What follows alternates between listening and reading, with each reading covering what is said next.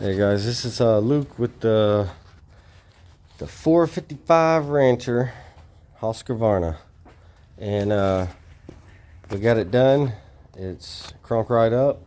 I'm going to show you guys, the secret to actually cranking this chainsaw too, because it has this little thing right here. Okay, I didn't know what it was.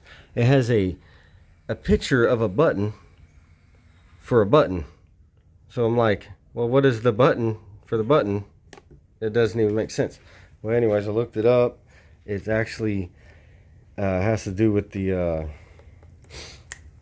it sends more compression for the it's inside the cylinder itself, where the piston is, just above the piston on top of the head.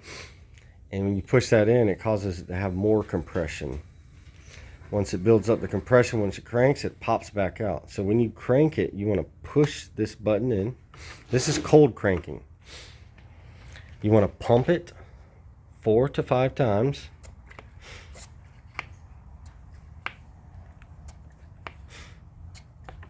Make sure it's getting gas through there. I'm going to hit it 6 times because the first time it didn't work. Then you come back here. Off is down. Click this up. Pulled the choke out. Okay, I'm gonna sit you guys down right here.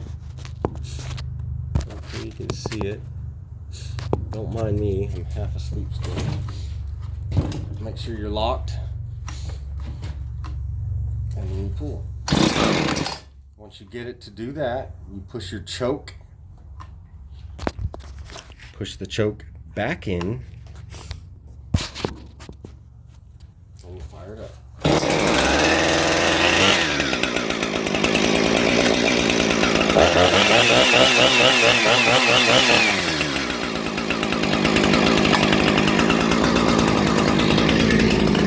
that's it. That's the rebuild on the 455 Rancher